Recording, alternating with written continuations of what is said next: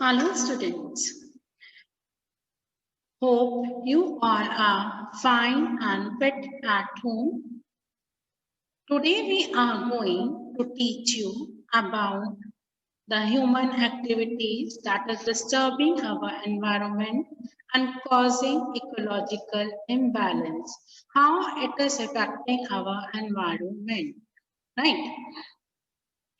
How do our activities affect the environment? We all know that the day by day population is increasing. Population का number बढ़ता जा रहा है, population का number बढ़ता जा रहा है तो आपका उसको रहने के लिए जगह चाहिए, वर्क भी चाहिए, इंडस्ट्रीज का डेवलपमेंट हो रहा है, रोड का डेवलपमेंट हो रहा है, आपका फॉरेस्ट कट रहे हैं, फॉरेस्ट कट रहे हैं तो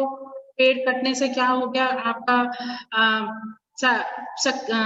जो सड़कें हैं वो पक्की बनती जा रही हैं, पूरा डिस्टर्ब हो गया।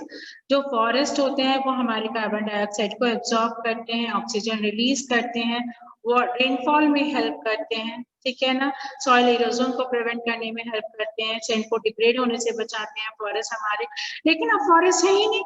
क्योंकि पॉपुलेशन इतनी बढ़ गई, उसको एग्जिस्टेंस के लिए क्या जरूरत पड़ गई कि फॉरेस्ट को रिमूव कर दिया हम लोगों ने, और क्या कर दिया, वहां पे सड़कें बना दी, घर बना दिए, अब फॉरेस्ट के नाम पे है नहीं, वाइल्ड लाइफ पूरे डिस्टर्ब हो गई, राइट। वाइल्ड लाइफ डिस्टर्बेंस होने से क्या हो गया कि वो अब शहरों में नजर आने लगे, अर्बन एरिया में नजर आने लगे wild animals. Day by day temperature increase होता जा रहा है, टेम्परेचर क्यों इंक्रीज होता जा रहा है, क्योंकि फॉरेस्ट नहीं है, राइट। टेम्परेचर इंक्रीज हो गया, टेम्परेचर ग्लोबल वार्मिंग हो गई, क्यों हो गई, क्योंकि क्या होता है अभी आप ये देख सकते हैं ग्रीन हाउस जो इंफ्रारेड को तो ट्रैप करती है, पॉल्यूशन इतना बढ़ गया, पॉल्यूशन क्योंकि जो फॉरेस्ट एब्जॉर्ब करते पॉल्यूशन की वो ही नहीं है, तो आपका जो पॉल्यूशन था उससे जो कार्बन डाइऑक्साइड रिलीज हुई वो भी यही रह गई, तो इंफ्रारेड की भी हीट है, कार्बन डाइऑक्साइड से भी हीट हो गई, तो वो क्या क्रिएट कर रहा है, ग्लोबल वार्मिंग क्रिएट कर रहा है। ग्लोबल वार्मिंग से टेम्परेचर रेज हो गया, हमारा सर्वाइवल मुश्किल हो गया, ठीक है ना, एनिमल्स का सर्वाइवल मुश्किल हो गया, पॉल्यूशन बहुत ज्यादा बढ़ गया, माइनिंग ओपन माइनिंग होने से भी पॉल्यूशन बढ़ गया, इंडस्ट्रीज डेवलप हो गई, लेकिन इंडस्ट्री से ठीक है हमारा रहन सहन हमारा लाइफ स्टाइल बहुत एडवांस हो गया, बट क्या हम लोग सरवाइव कर पा रहे हैं, हमें क्या फ्री ऑक्सीजन मिल पा रही है, हम आराम से ब्रीथ कर पाते हैं। अब करंट सिनेरियो में देखो कि कोविड आया, किन लोगों की इम्यूनिटी लो है, जो हम शहरों में रह रहे हैं, जो हम बेसिकली केमिकल्स खा रहे हैं, हम ब्रीथ नहीं कर पा रहे हैं प्रॉपर, क्योंकि यहाँ पर क्या है, ऑक्सीजन की डेफिशिएंसी, ठीक है ना, पॉल्यूशन बहुत ज्यादा है। आप देखो कोविड के समय में जब लॉकडाउन हुआ था तो कैसे एनवायरनमेंट क्लीन हो गया था, क्योंकि व्हीकल्स नहीं चल रहे थे, ठीक है ना, व्हीकल्स नहीं चल रहे थे, स्काई क्लीन हो गया था, बर्ड्स नजर आने लगी थी, आपके एनिमल्स नजर आने लगे थे, जो लुप्त हो गए थे एक तरह से नजर आना बंद हो गए थे। तो ये जो इकोलॉजिकल इम्बैलेंस क्रिएट करा हुआ है, ये किसका क्रिएट किया हुआ है, ह्यूमन बीइंग का क्रिएट किया हुआ है, हमारी ह्यूमन एक्टिविटीज की वजह से क्रिएट किया हुआ है, ठीक है, तो ये इकोलॉजिकल इम्बैलेंस कहलाता है। जो इकोलॉजिकल इम्बैलेंस की वजह से पहला आया बेटा ओजोन डिप्लीशन। ये ओजोन होता क्या है, ओजोन बेटा एक स्ट्रेटोस्फीयर में लेयर है जिसका O3 मॉलिक्यूल होता है, ठीक है, ये अल्ट्रा वायलेट रेज को कहाँ नहीं आने देती है, अर्थ पर नहीं आने देती है, लेकिन यहाँ भी ह्यूमन एक्टिविटी आ गई, यहाँ पे ह्यूमन एक्टिविटी क्या आ गई, हम लोगों ने रेफ्रिजरेटर्स बनाए, AC बनाया, उसके अंदर जो गैस फिल करी है वो क्लोरोफ्लोरोकार्बन है, फ्रियोन गैस है, तो वो जो क्लोरोफ्लोरोकार्बन है, फ्रियोन गैस है, जब ये high above in the atmosphere गया, वो वहां पर किसने क्या डिप्लीट करना शुरू कर दिया, ओजोन को डिप्लीट करना शुरू कर दिया। कैसे होता है, जो O2 है इस पे यूवी रेज ऐड करती है, सिंगल ऑक्सीजन एटम बनता है, ये ऑक्सीजन O2 मॉलिक्यूल्स के साथ मिलकर के क्या बनाता है, O3 बनाता है, जिसे हम ओजोन कहते हैं। अब ये ओजोन डिप्लीट होना शुरू हो गई, ये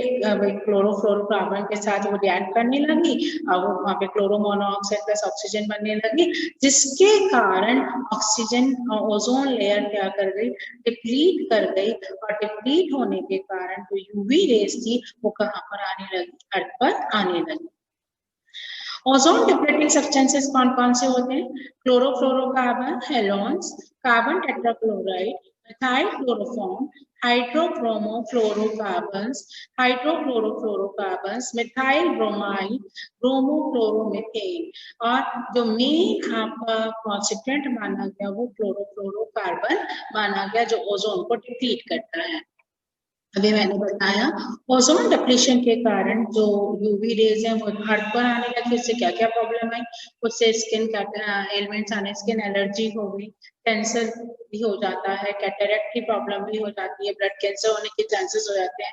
प्लांट की लाइफ साइकिल डिस्टर्ब हो गई, मरीन लाइफ डिस्टर्ब होना शुरू हो गई। तो ये सभी इफेक्ट इसके होते हैं, ओजोन डिप्लीशन के होते हैं। गार्बेज बहुत बड़ा क्वेश्चन है। गार्बेज जो होता है, इतना वेस्ट हमारे घरों से निकलता है, ठीक है ना। हम लोग बायोडिग्रेडेबल यानी कि सब्जियों के पील्स होते हैं, वेजिटेबल के पील्स होते हैं, प्लास्टिक है, पेपर है, और आपका न्यूज़पेपर्स हो गए, ठीक है ना, या फिर आप ये कह सकते हो ग्लास बॉटल्स हो गई, या ई वेस्ट हो गया, जैसे रेडियो, टीवी, कंप्यूटर, ये सारा ई वेस्ट में आ गया, हॉस्पिटल वेस्ट होता है, ठीक है, बहुत तरह के वेस्टेज होते हैं, जिसको हम कैटेगराइज करते हैं solid waste, liquid waste, toxic waste, ठीक है ना, और ई वेस्ट। सॉलिड वेस्ट में तो हमारा जितना भी सॉलिड मटेरियल है, जैसे गार्बेज हो गया, आपका वेजिटेबल पिल्स हो गया, फ्रूट पिल्स हो गया, आपके पॉलन लीव्स हो गए, प्लांट वेस्ट मटेरियल हो गया, आपका कह सकते हैं पेपर्स हो गए, ये सब ग्लास हो गया, ये सब किसमें आते हैं, आपके सॉलिड में आते हैं। लिक्विड में सीवेज और इंडस्ट्रियल वेस्ट आता है, रेडियोएक्टिव वेस्ट आता है, आपका हजार्डस वेस्ट में आता है, और जो आपका थर्ड टाइप ऑफ वेस्ट होता है वो आता है किसके अंदर, ई वेस्ट के अंदर, जिसे हम इलेक्ट्रॉनिक वेस्ट भी बोलते हैं। अब इनको हम कैसे डिस्पोज करें कि हमारा एनवायरमेंट डिस्टर्ब ना हो, क्योंकि हमें पता है अगर आप देखो हमारे घर के पास पास कहीं डस्टबिन रखा होता है तो वहां पर क्या होता है, प्रॉब्लम क्या होती है, वहां से फाउल स्मेल आनी शुरू हो जाती है। क्यों? क्योंकि वहां पर डिकम्पोजर ऐड करते हैं, कौन सी स्मेल निकालते हैं, वो गैस रिलीज करते हैं, जिससे न्यूट्रिएंट्स वापस आ जाते हैं, तो वो क्या होता है, डिस्पोजल होता है, ठीक है ना। अब इसको डिस्पोज करने के बहुत सारे तरीके हैं। अगर आपने पहले तो कलेक्शन होता है कि घर से कैसे करेंगे, पहले तो दो तरह के कंटेनर होते हैं, ग्रीन और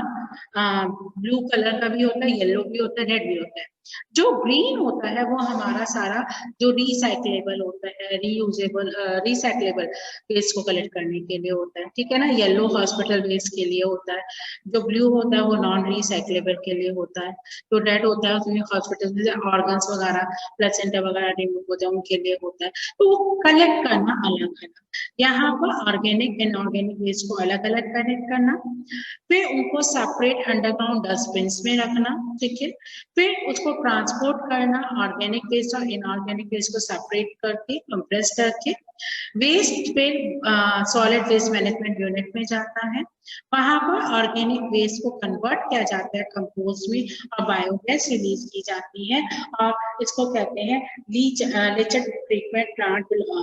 साइट्स पर भी लगाया जा सकता है। ये आपका गार्बेज को ऐसे ट्रीट किया जाता है। सेग्रीगेशन मैंने अभी बताया था, अलग अलग कलर के डस्टबिन होते हैं, ये ब्लैक कलर का प्लास्टिक कंटेनर,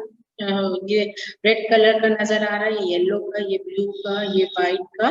व्हाइट में निडल्स और कट ग्लासेस होते हैं, ब्लू में सिरिंज ग्लास और प्लास्टिक वेस्ट, येलो में प्लेसेंटा पैथोलॉजिकल वेस्ट, रेड में इन्फेक्टेड ड्रेसिंग पीओपी केस, और जो ब्लैक कलर का होता है इसमें ड्रग्स और केमिकल वेस्ट, ये हॉस्पिटल्स में यूज किए जाते हैं इस तरह से। और इनको जो ब्लैक कलर के इसमें होते हैं उनको लैंडफिलिंग के लिए यूज किया जाता है, जो ड्रेसिंग्स होती हैं उनको डीपली बरीड किया जाता है, प्लेसेंटा को भी डीपली बरीड किया जाता है, तो सिरिंज ग्लव्स और प्लास्टिक वेस्ट उसको रिसाइकिल किया जाता है, और जो शार्प वेजेस होती है उनको किट्स में दबा दिया जाता है, ठीक है। अब आता है मेथड ऑफ डिस्पोजल। अब हमने पढ़ा कि सॉलिड वेस्ट भी होता है, लिक्विड वेस्ट भी होता है, टॉक्सिक वेस्ट होते हैं, सबको डिस्पोज करने के अलग अलग मेथड होते हैं। सबसे पहले आता है 3 R's, रिड्यूस, रीयूज, रिसाइकिल, और जो फोर्थ वन आया है वो है रिफ्यूज। रिड्यूस यानी वेस्ट को कम से कम प्रोड्यूस करें। अगर हम पेपर बैग की जगह क्लॉथ बैग यूज करें तो वो रिड्यूस हो जाएगा ना वेस्ट, राइट, तो वो रिड्यूस करके कर सकते हैं। रीयूज, हम एक प्लास्टिक बॉटल को दोबारा यूज कर सकते हैं, रिफिल कर सकते हैं, दोबारा किसी चीज से भर सकते हैं, उसको सामान रखने के लिए यूज कर सकते हैं, वो रीयूज होता है। रिसाइकिल, जो हमारे घर से पेपर निकल रहा है या वेजिटेबल कल्स निकल रहे हैं, उसको हम रिसाइकिल करके क्या बना सकते हैं, अगर हम पेपर देखें तो न्यू पेपर बन सकता है उससे जनरेट होकर के, दैट इज रिसाइकलिंग, ठीक है। रिफ्यूज, हम उसको यूज करने से मना करें, हम पॉलिथीन को यूज करने से मना करें कि we will not use it, that is a refusal, ठीक है ना। अब आज के सिनेरियो में बेटा जो प्लास्टिक वेस्ट है जो कहीं यूज नहीं होता, अगर हम उसको सी में डंप करते हैं तो वो पॉल्यूशन कॉज कर रहा है, वहाँ पे एक्वेटिक एनिमल्स की डेथ हो रही है। अगर पॉलिथीन का यूज करते हैं तो वो स्ट्रेइंग एनिमल्स की डेथ हो जाती है, उसको वो खा लेता है। तो प्लास्टिक का जो डिस्पोजल का मेथड निकाला गया है उससे रोड्स बनाई जा रही है, रोड्स को कंस्ट्रक्ट किया जा रहा है। सबसे पहले बैंगलोर में हुआ, फिर चेन्नई में, अब अपने यूपी एरिया में भी पॉलिथीन को यूज करके क्या बनाई जा रही है, रोड्स बनाई जा रही है, ठीक है। पहला मेथड होता है। इसी तरह से अब जो ब्रिक्स बनती हैं वो टॉप सॉइल को ना हटा करके सीमेंटेड ब्रिक्स बन रही हैं, या वेस्ट को यूज करके ब्रिक्स बनाई जा रही हैं, ठीक है। ब्रिक्स को यूज कर सकते हैं। डंपिंग, लैंडफिलिंग, तुमने अगर देखा हो, अगर हम दिल्ली वगैरह में जाते हैं, वहाँ पे जो पार्क्स हैं वो वेस्ट मटेरियल के ऊपर बनाए गए हैं। वहां पर पहले वो सारा जितना गार्बेज कलेक्ट होता है वो सबको कलेक्ट करके वो लैंड फिलिंग के लिए यूज किया गया, वहां डंप किया गया और वहां पर उसके ऊपर क्या बना दिया गया, पार्क बना दिया गया, ठीक है। उसे लैंड फिलिंग कहते हैं कि कहीं भी गड्ढे हो रहे हो और गहरे गहरे, तो वहां पर वेस्ट से उसे भर के सॉइल से कवर करके यूज किया जा सकता है, ठीक है। डंपिंग, डंपिंग सेफ जगह पर जब डंप करना, नदियों में डंप नहीं करना। इनकंड्रेशन, हाई टेम्परेचर पर बर्न करना वेस्ट, हाई टेम्परेचर पे बर्न करके रिड्यूस करना वेस्ट को, उससे एशेज निकलते हैं जो मे भी पॉल्यूशन कॉज कर सकता है। बॉम्बे साइड में और अदर कंट्रीज में जो वेस्ट निकलता है उसको हाई टेम्परेचर पे इनकंड्रेट करके इलेक्ट्रिसिटी भी जनरेट की जा रही है। कंपोस्टिंग, कंपोस्टिंग होता है बेटा एक गड्ढा खोदो, गड्ढे में सारा आपका जितना बायोडिग्रेडेबल वेस्ट है वो डालो, ह्यूमन फीसेस, एनिमल वेस्ट, आपका प्लांट वेस्ट जितना है सब इसमें डालो, वेजिटेबल वगैरह, उसको सॉइल से कवर कर दो, कुछ समय के लिए छोड़ दो, वो कंपोस्ट में कन्वर्ट हो जाता है। मैन्योर पिट्स, मैन्योर बनाने के लिए, गार्डनिंग के लिए यूज किया जाता है। बरियल यानी जो बरीड कर दिया जाता है अंडर अर्थ। और सीवेज और इंडस्ट्रियल वेस्ट, इसको सीवेज ट्रीटमेंट प्लांट के थ्रू उस वेस्ट को ट्रीट करके एक non harmful, non hazardous substance में कन्वर्ट करके रिलीज करना रिवर में, वो हमारा मेथड ऑफ डिस्पोजल है, ठीक है। These are the methods of disposal. Disposable cups होते हैं, पहले जो कप्स बनाए जाते थे वो सॉइल के बनाए जाते थे, मिट्टी के बनाए जाते थे, लेकिन उससे टॉप सॉइल रिमूव हो जाती थी, ठीक है। फिर प्लास्टिक के कप आने लगे, लेकिन वो पॉल्यूशन कॉज करते थे। अब कैसे कप्स आ रहे हैं, पेपर कप्स आ रहे हैं जो टी के लिए यूज किए जाते हैं और जो बायोडिग्रेडेबल भी हैं, वो हमारे एनवायरनमेंट को क्या रखते हैं, क्लीन रखते हैं। What we have read in this video, we read the garbage disposal, how you can dispose the waste, how human activities are disturbing our environment.